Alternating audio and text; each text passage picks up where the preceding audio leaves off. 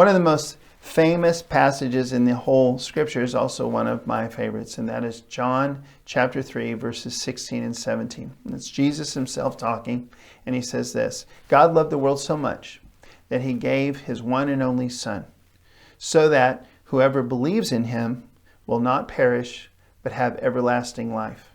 For God did not send his Son into the world to condemn the world, but to save the world through him.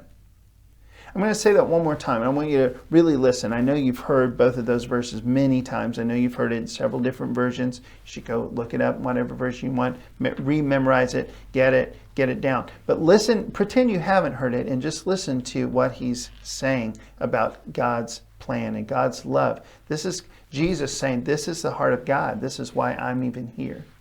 He said, God loved the world so much that he gave his one and only Son, so that whoever believes in him will not perish, but have everlasting life.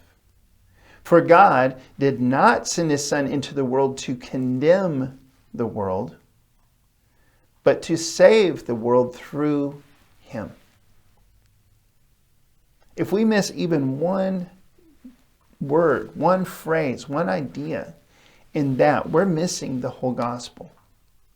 If we want God's name to be praised, if we want to be part of that equation, we've got to always remember as God's people that he loves the whole world. Not any one people. No one people, no 2, 3, 5 peoples should ever be excluded. He loves the world. He sent Jesus to the world. In fact, there's only 2 groups in the whole world as far as God is concerned, and that's in this verse too. It's those who believe in Jesus, those who do not. Or you might say those who follow Jesus, those who are, their whole life is built on his teachings, and those who do not.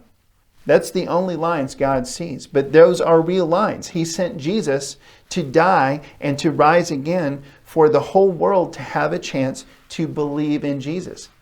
He did not come into the world to condemn the world. God's plan was not to come in and just kill everybody or hate everybody, but he also sent Jesus into the world to save them.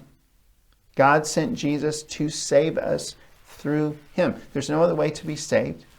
There's no other Jesus. There's no other Messiah. There's just Jesus. But we can be saved through him. Not just to get to heaven someday, but we can actually find real solutions for life each day. We can actually learn how to change. We can actually be transformed. Our minds can be renewed. We think differently. We feel differently. We see the world differently because of our relationship to Jesus. I'm going to say it one last time, and then I hope you meditate on this and maybe do something about it as you continue as a believer to honor God's name. God so loved the world that he gave his one and only Son, so that whoever believes in him will not perish, but have everlasting life. For God did not send his Son into the world to condemn the world, but to save the world through him. God bless you.